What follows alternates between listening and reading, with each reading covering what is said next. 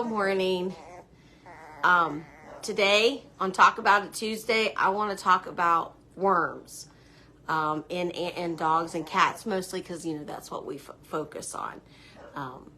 And while worms are very common and in a way not a big deal, they can be a big deal if you don't take care of them.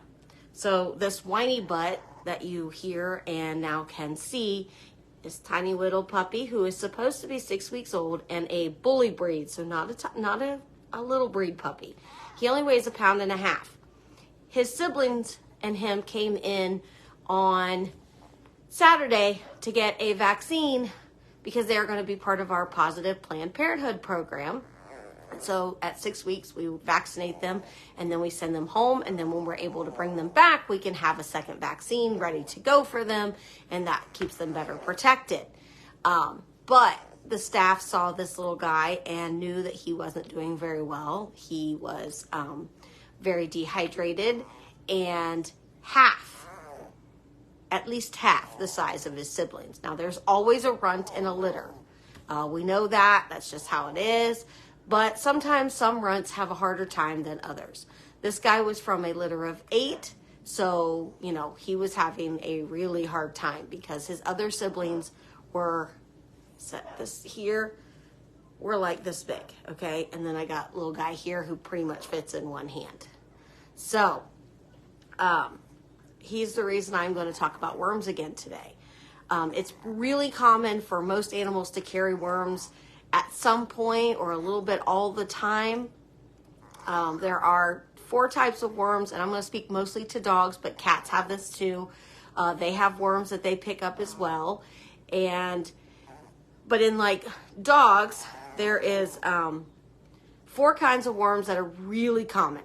Okay, and 2 of them you can visibly see when they're coming out of the animal. 2 you can never see without a microscope. And so roundworms and tapeworms are the ones you can see, and whipworms and hookworms you'll never be able to see. Now, after you've done this a long time, you've seen a lot of worms and stuff, you can learn what the poop looks like. Yay, fun times, right? When they're having worms, you can actually see the eggs in their poop, and again, to the untrained eye, it doesn't look like much. And if you're like me, my dogs go out in the yard. I don't follow them around. I got 7. I don't have the ability to follow them around. I have a giant yard, so you may not see it anyways. But if you see this grainy look in your dog's poop, odds are it's worms, eggs.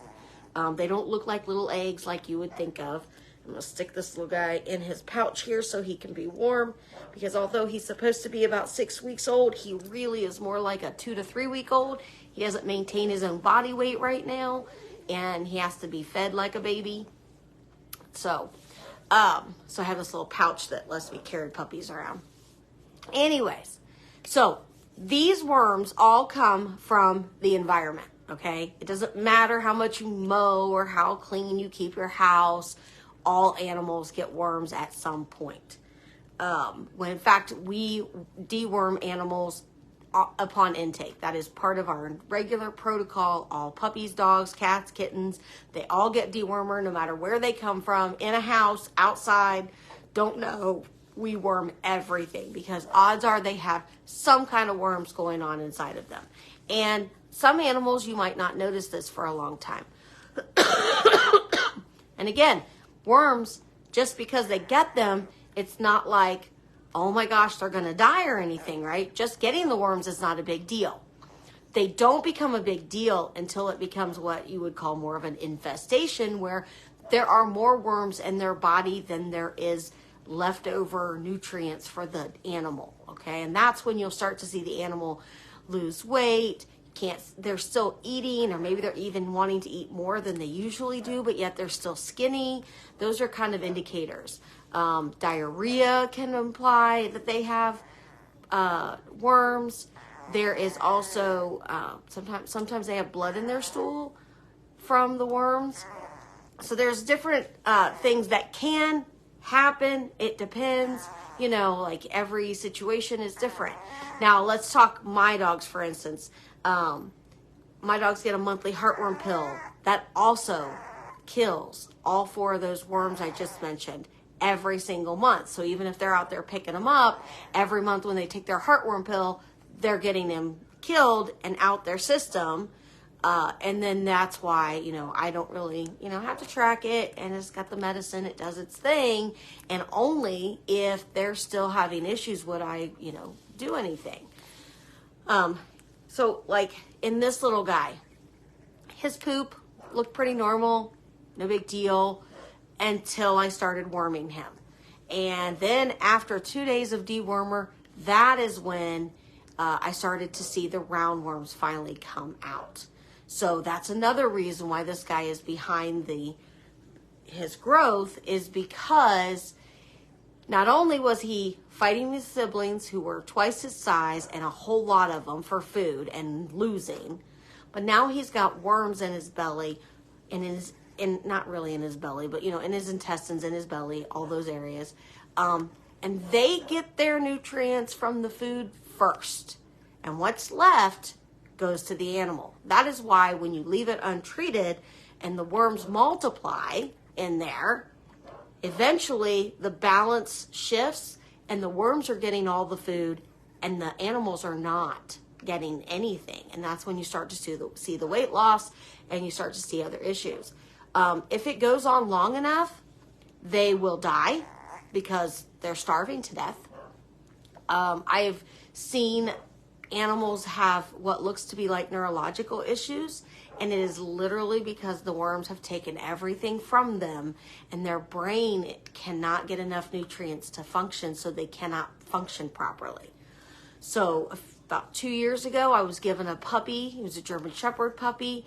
He was said to have neurological issues from the vet, and I have worked with those kind of dogs before. So I took this puppy, and of course I dewormed him upon intake. And after a couple of days, I started to see worms coming out. And this puppy was, let me back up a little bit. This puppy was so bad. When I say neurological issues, I mean he could not really walk.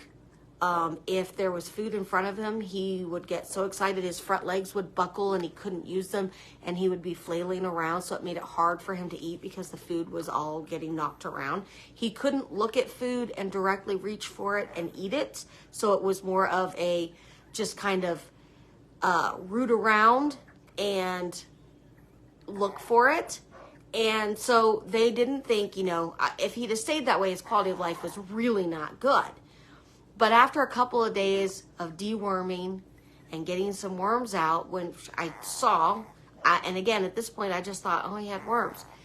By day 3, he was a little bit better. And I was like, well, maybe he just need to practice getting his coordination down. So I, normally 3 days, that's pretty typical what we start with, but he had a lot of worms, so I went to 5 days, and he still had worms coming out. And I waited, and like every couple of days, he would get a little bit better and a little bit better. And every time, like, there were worms coming out. I ended up having to deworm this puppy on and off. Like, I would give him a couple of days break and then go back to it because of so many worms coming out, that I ended up worming him for almost a month. And I know that's extreme. Like, that's not every animal. But this boy was so filled with worms that it turned out that was the only thing causing his neurological signs. After we got through a month of deworming and we finally stopped seeing worms and all that, he was a normal puppy.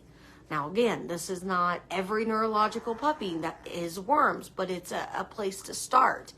And he was just so bad that no one even thought that it could be worms causing this behavior. But it was, and he's a totally normal dog. He's had a normal life. It's just he was that close to probably death from these worms. And it's not the only time I've seen puppies especially get close to death, but also adults. So if you remember Black Velvet, super skinny pit bull, very good chance that dog had worms. So on top of maybe not getting fed enough, she also had worms who were helping themselves. And I have known people who were truly feeding their animals but the animal was so filled with worms that the animal still lost weight despite the fact that they were getting food and that they were eating. Oh, you're such a whiny butt. Him such a whiny butt. And it's because he doesn't feel good. And he has moments where he feels better. Don't worry, we're getting there. But it's a process. So anyways, I have seen adults be near death because of their severe worm infestation. And the sad thing is that you can buy worming medicine anywhere. Like TSC, Rural King, pet stores, online, at Chewy, Amazon. You can get that anywhere. So, it's not like you have to get a fecal to deworm your animal. Now, don't go crazy on me and deworm your animal every 3 days. Please don't do that. But if you suspect it, easy enough. Give it a try. If that doesn't work, go see your vet. But if you see worms or you suspect worms, you definitely can treat them immediately on your own. Now, tapeworms come from fleas. And fleas, it's from where if your dog has fleas or comes in contact with fleas. So even if your dog has flea medicine or a flea collar, they can... Paige, I don't know what the 7-way dewormer is called at TSC. Sometimes they're literally called 7-way dewormer. I know there's a 4-way, I don't know. But if you ask the employees at TSC, they can direct you to dewormers. And I don't know what the 7 worming ways that it does. I don't know what that answer is. I do want to be clear, none of the dewormers you can buy over the counter have the ability to fight heartworms. Heartworms are in the heart. They're in a different place. They need a different medication, and they need a heartworm test and to be monitored by a vet for those. So let me just clear that air there. So anyways,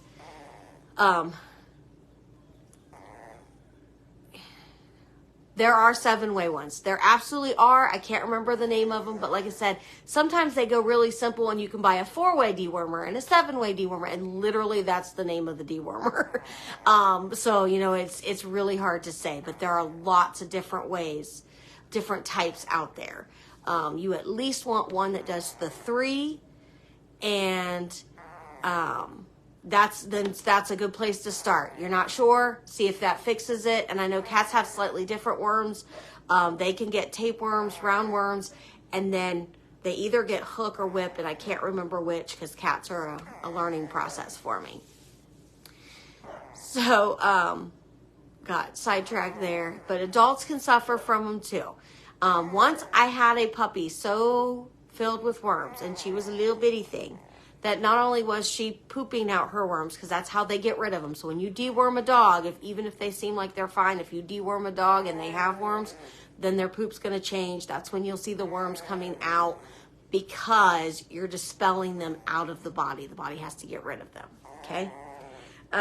But sometimes they get so bad that they'll be in their stomach and they're actually throwing them up, trying to get rid of them.